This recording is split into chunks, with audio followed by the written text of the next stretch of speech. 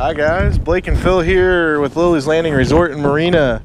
It is May 31st of 2020, last day of the month, and we're going to do the one cast for you today. Today we boated up here. We're starting at Andy's Flat. Oh, fish surface right over there. I am going to be throwing the 762 Signature Series Ghost Shad bait.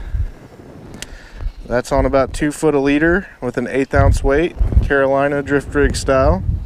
Phil is throwing a double Scud rig, those gray Scuds. They're rainbow dubbing. It's a rainbow gray dubbing. Rainbow gray dubbing. Rainbow trout.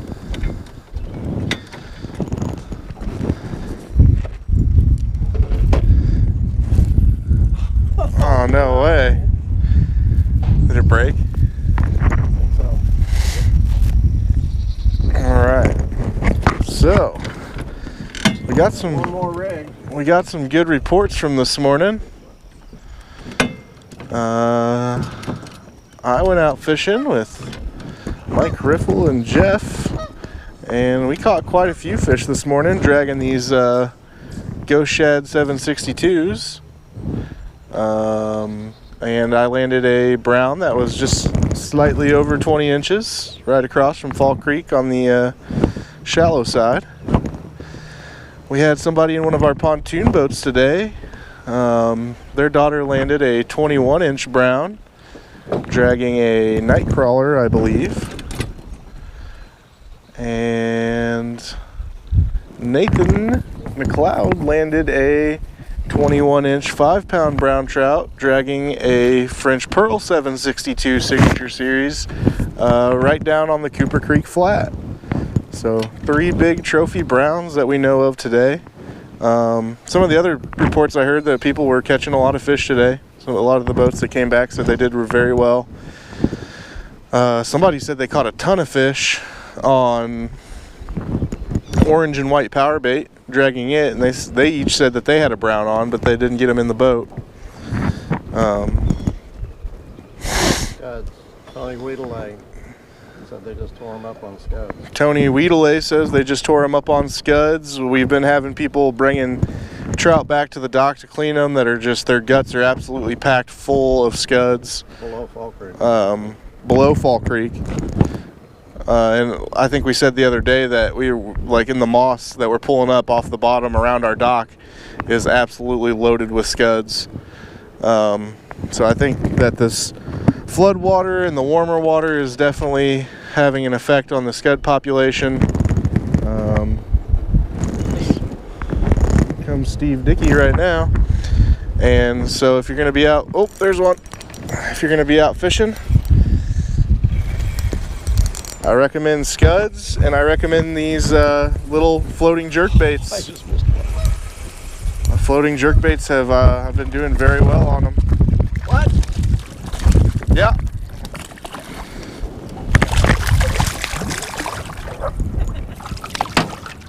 We are. First fish. All right. Yeah. Get those hooks away from me. I think that was on the first cast. It was. Oh. Don't drop the fish. Well, he broke my lure. You broke your lure? Well, he broke it off the line. Oh.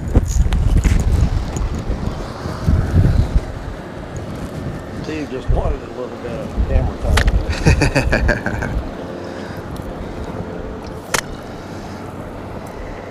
I didn't have moss in my Scuds. I had it on the way. They are still running 4 floodgates at 1 foot apiece with 4 generators for a total of 17,800 CFS. And I would suspect that we're going to see that for quite some time. The last time we had floodgates, like what, a month and a half ago? The lake didn't get nearly this high, and they ran it for 3 weeks, I think. So we could be looking at over a month of floodgates.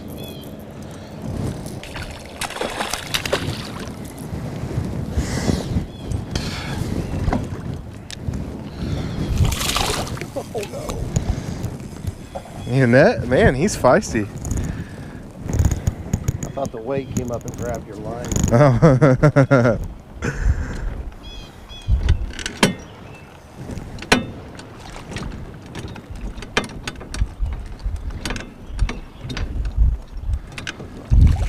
Something I recommend if you're going to be out on the water here soon is if you're really looking to catch a trophy brown trout and you don't care about catching numbers, I recommend getting some of these floating jerk baits and dragging them from Cooper Creek Flat all the way down to Monkey Island.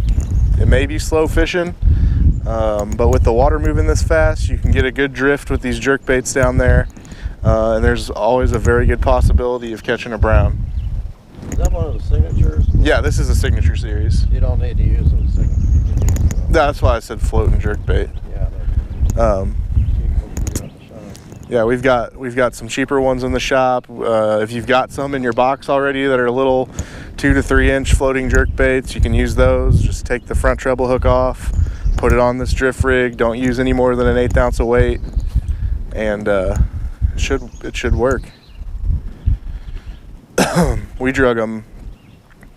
Today we stayed here about where we're drifting now from Point Lookout down through the Narrows and did the best. It was a little mossy dragging the jerk bait. I don't know how it is dragging Scuds or anything up there right now. I haven't tried it, but the bill was definitely catching some moss up there. But there's a chance if the floodwaters keep running, they could push the rest of that moss out.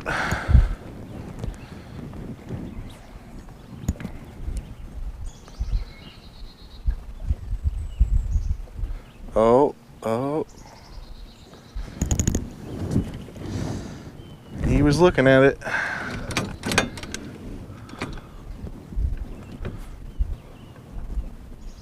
Another thing you could try now that the floodgates are running is dragging a deep diving crankbait. You do not need to put that on a drift rig, as long as it's a crankbait that can dive up to 15, 20 feet. That's far. Well, I mean, there's some areas like right up there right now that are over 15 foot deep. So, but a deep diving crankbait, and you just put it on some 6 or 8 pound tests. You cast it out behind the boat, and reel it to the bottom and just hold it. It'll stick to the bottom. We got some. I think we still have some fat-free fingerlings left in the shop. I know that once we run out of those, you can't get those anymore unless you go online and find them somewhere. They discontinued that model. Isn't that the one Dwayne said that I said they discontinued it, and he said I was crazy? I think they really did discontinue it.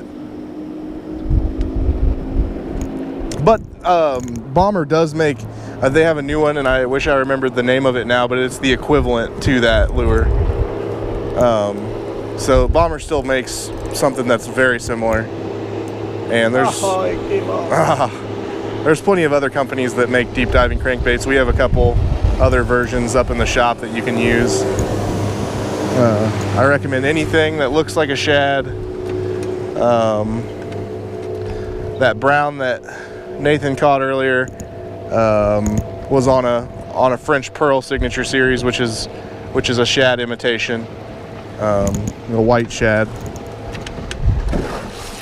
And they said that they had their best luck actually on the French Pearl on the white. So I don't think many shad have come over the dam, but I think that some of the fish are tuning into the ones that have slipped through.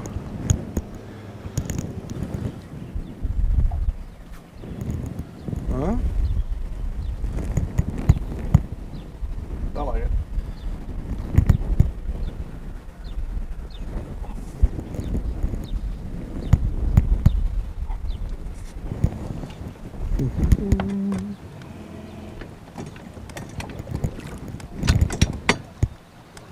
Where you want to go to? You want to go down to that dock? I don't know. Maybe we can start catching fish. We're below Mount Floodgate. Yep, we are officially outside of the trophy area now. I think I got moss.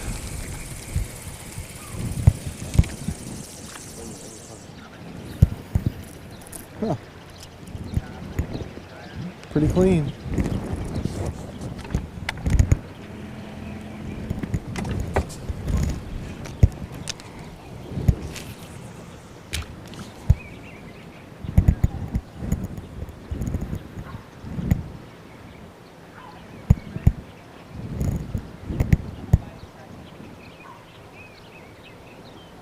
So the way I've got my rods set up right now, I've got one of the Lilleys laser SGs that we sell up in the shop for the reel.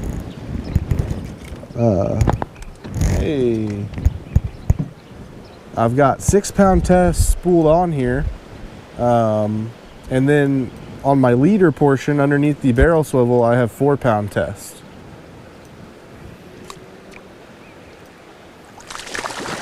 And this is one of our Lilleys landing rods that we have up in the shop as well.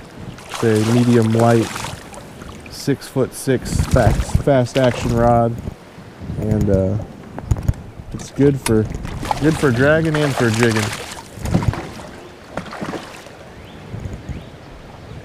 Sounds like a nicer fish. Chunky.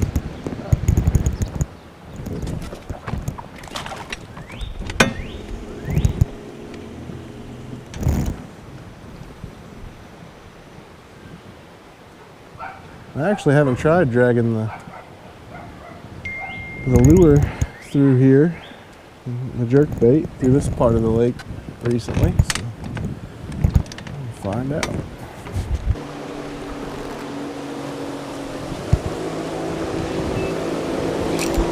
Got him.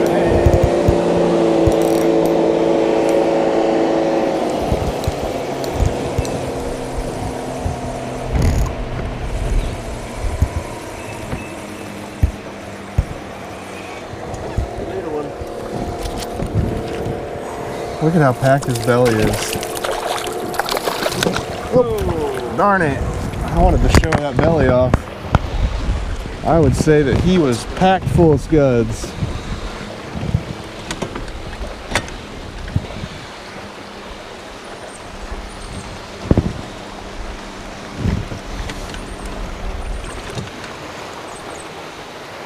And I am going to wait to throw a second right here. This is what we call Dino's dock. Right off the edge of it, there's a very large lure catching machine of a stump of a root wad.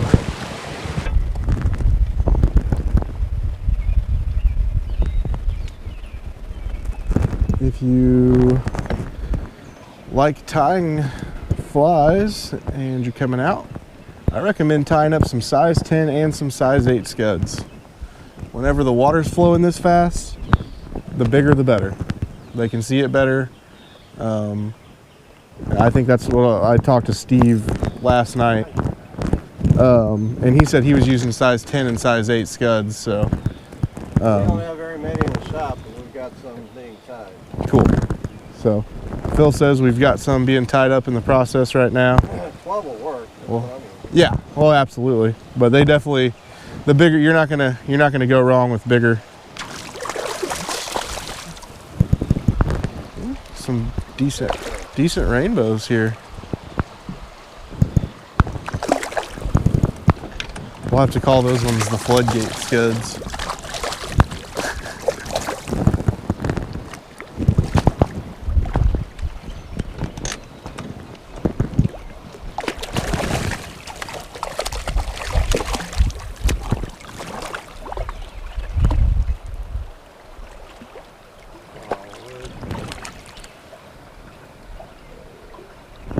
You get the top one?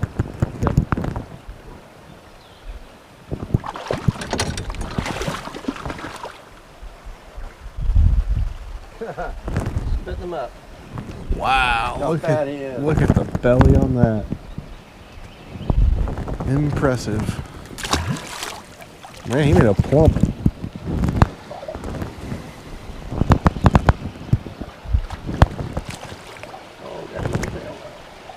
I'll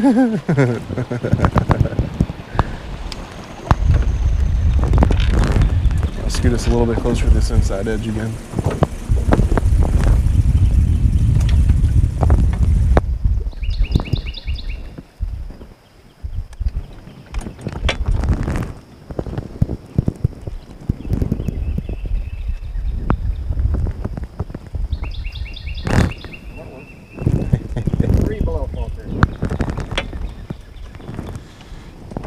3 on the Scud and 1 on the jerkbait below Fall Creek.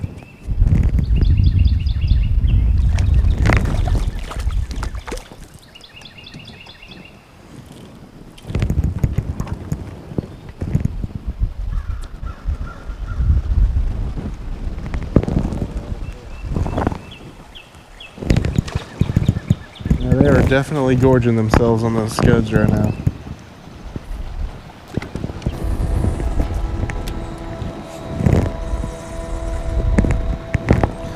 Try pointing the nose forward and slowing the boat down.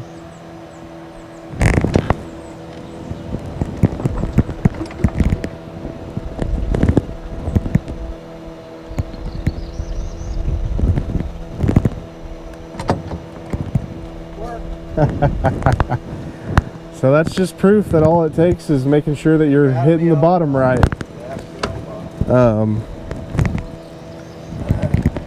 And so in this situation, we didn't want to switch the weight, so I slowed the boat down with the trolling motor and it hit the bottom, and sure enough, there was a fish.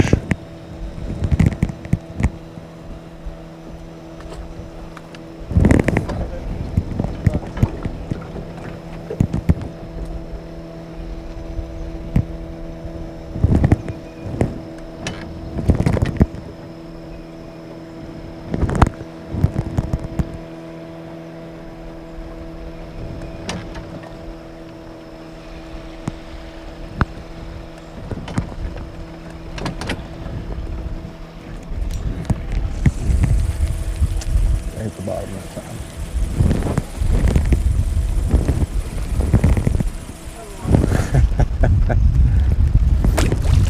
Just a extremely slight adjustment to our speed made all the difference there.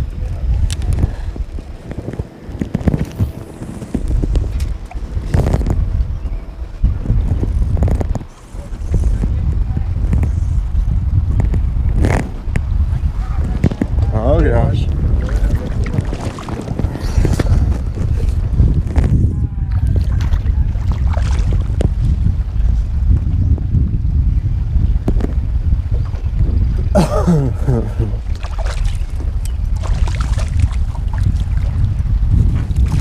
Another thing to note on those double Scud rigs, whenever there's this much water flowing, you really want about 6 foot a leader.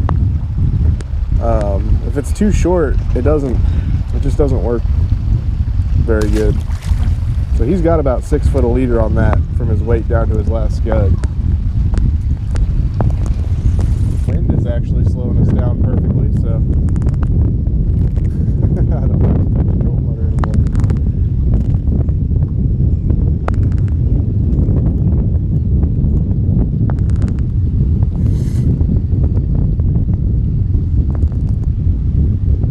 And another one. I knew it could be like this, but Just gotta get it where it needs to be. You're not having luck dragging the Scuds through here in the next couple days, changing your weights or your speed.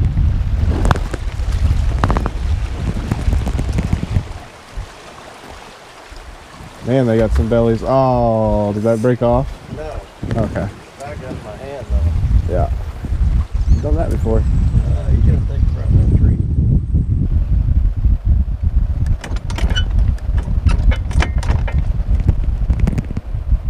If you're jig fishing, looking for some slower water, this seam goes, there's a fish. This seam goes all the way down to our dock, almost. Yeah, I mean, right? Where the water's slower.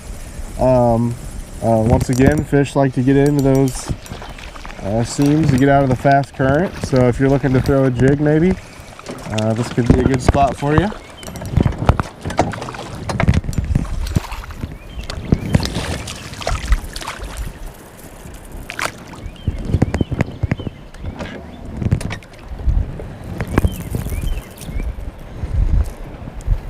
Even that little guy's got a belly on him.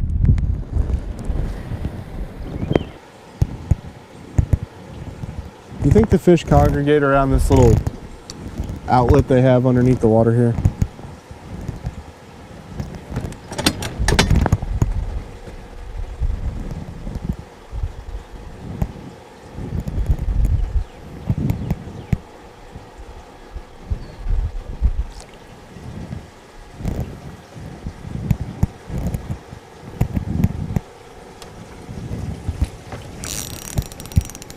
Oh, that's a decent fish.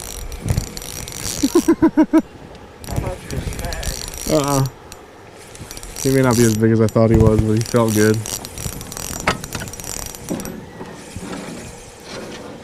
That's a very pretty rainbow. Not the brown I was looking for, but he hit it hard.